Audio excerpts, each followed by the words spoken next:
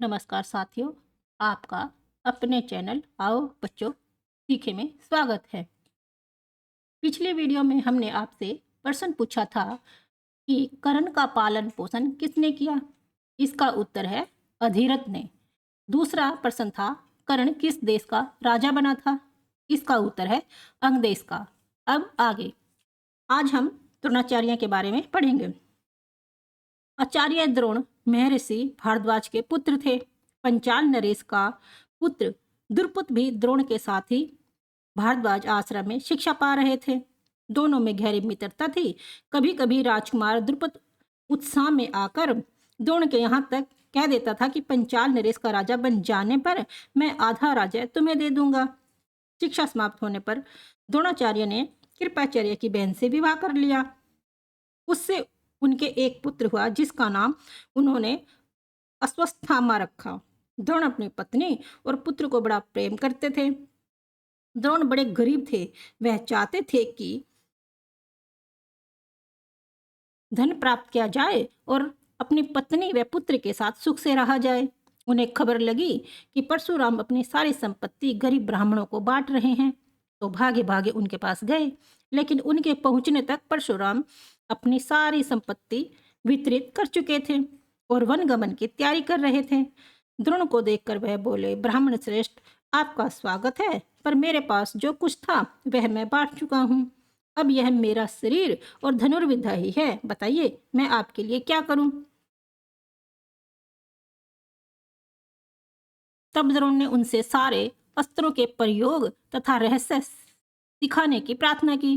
परशुराम ने यह प्रार्थना स्वीकार कर ली और द्रोण को धनुर्विद्या की पूरी शिक्षा दे दी।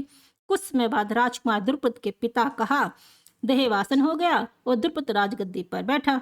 द्रोणाचार्य को जब द्रुपद के पंचाल नरेश की राजगद्दी पर बैठने की खबर लगी तो यह सुनकर वह बड़े प्रसन्न हुए और राजा द्रुपद से मिलने पंचाल देश को चल पड़े। उन्हें गुरु के आश्रम में द्रुपद की लड़कपन में की गई बातचीत याद थी। सोचा यदि आधा राज्य न भी देगा तो कम से कम कुछ धन तो जरूर ही देगा। यह आशा लेकर द्रोणाचार्य राजा द्रुपद के पास पहुंचे और बोले, मित्र द्रुपद, मुझे पहचानते हो ना? मैं तुम्हारा बालपन का मित्र द्रोण हूँ। ऐश्वर्य के मद में मत हुए राजा द्रुपद को द्रोणाचार्य का आना बुरा लगा और द्रोण का अपने साथ मित्र का सा व्यवहार करना तो और भी अखरा। यह वह द्रोण पर गुस्सा हो गया और बोला, ब्राह्मण, तुम्हारा यह व्यवहार सज्जनों उचित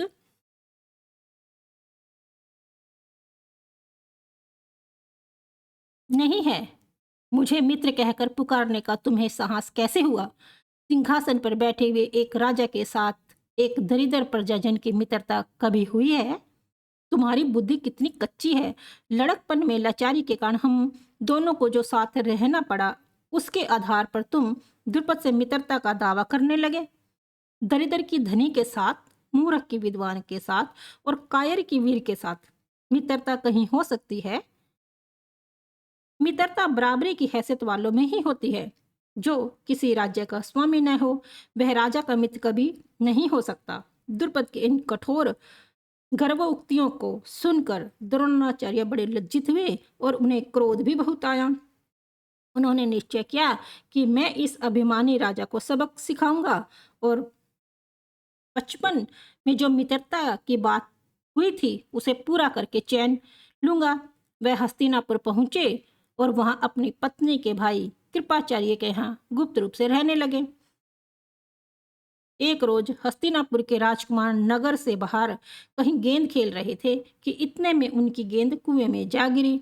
युधिष्ठिर उसको निकालने का प्रयत्न करने लगे तो उनकी अंगूठी भी कुएं में गिर पड़ी। सभी राजकुमार कुएं के चारों ओर झांक झांक कर देखने लगे पर उसे निकालने का प्रयास उनको नहीं सूझा था। एक कृष्ण वर्ण का ब्राह्मण मुस्कुराता हुआ यह सब चुपचाप देख रहा था। राजकुमारों को उसका पता नहीं था। राजकुमारों को अचरज में डालता हुआ वह बोला, राजकुमारों, बोलो, मैं गेंद निकाल दूं तो तुम मुझे क्या दोगे? ब्राह्मण सेठ, आप गेंद निकाल देंगे तो कृपाचार्य के घर आपकी बढ़िया दावत करेंगे। युधिष्ठिर ने हंसते हुए कहा, तब द्रोणाचार्य ने पास में पड़ी हुई सीख उठा ली और उसे पानी में फेंका। सीख गेंद को ऐसे जाकर लगी जैसे तीर, और फिर उस तरह लगातार कई सिक्के वे कुएं में डालते गए। सिक्के एक दूसरे के सिरे से चिपकती गई। जब आखिरी सीख का सिरा कुएं के बाहर तक पहुंच गया तो द्रोणाचार्य ने उसे पकड़कर खींच लिया और गेंद निकल आई। सब राजकुमार आश्चर्य से यह करतब देख रहे थे। उन्होंने ब्राह्मण से विनती की कि युधिष्ठिर की अंगूठी भी निकाल दीजिए। द्रोण ने तुरंत धनुष चढ़ाया और कुएं में तीर मारा। पल भर में बाण अंगूठी को अपनी नोक में लिए हुए ऊपर आ गया। द्रोणाचार्य ने अंगूठी युधिष्ठिर को दे दी। यह चमत्कार देखकर राजकुमार को और भी ज्यादा अचरज हुआ।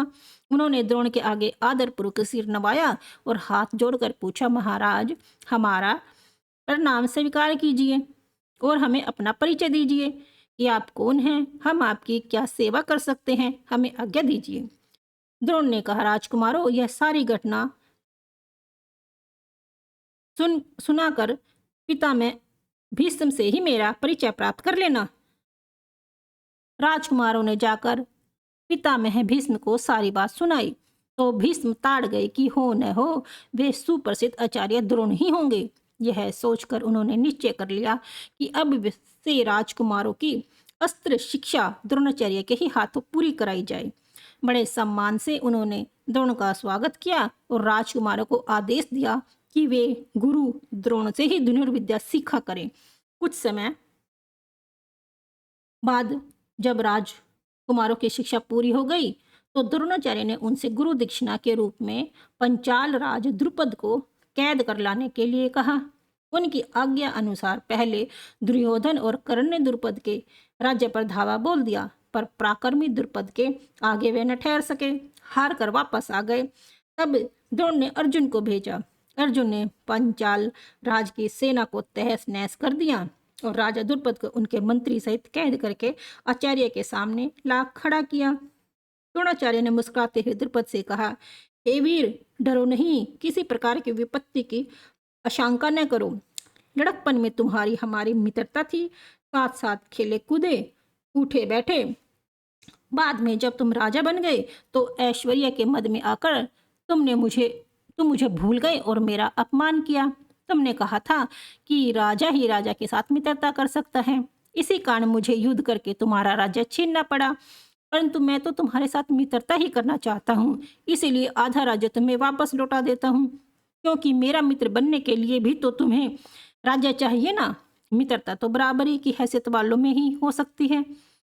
द्रोणाचार्य ने इसे अपने अपमान का काफी बदला समझा और उन्होंने द्रुपद को बड़े सम्मान के साथ विदा किया। इस प्रकार राजा द्रुपद का गर्व चूर हो गया, लेकिन बदले से घृणा दूर नहीं होती। किसी ने अभिमान को ठेस लगने पर जो पीड़ा होती है उसे सहन करना बड़ा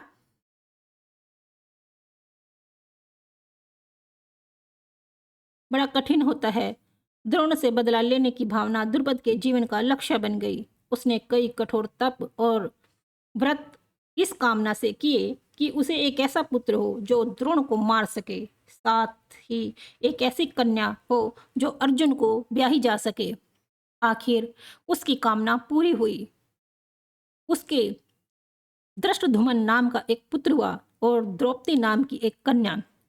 आगे चलकर कुरुक्षेत्र की रणभूमि में अजय द्रोणाचार्य इसी धृष्टद्युम्न के हाथों मारे गए।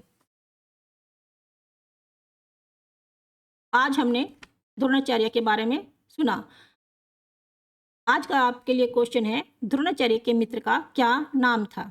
दूसरा प्रश्न है आपका, पितामह भीष्म ने राजकुमारों को किससे धनुर्विद्या सीखा करें कहा। इसका उत्तर आप मुझे कमेंट बॉक्स में बताएं। Thank you.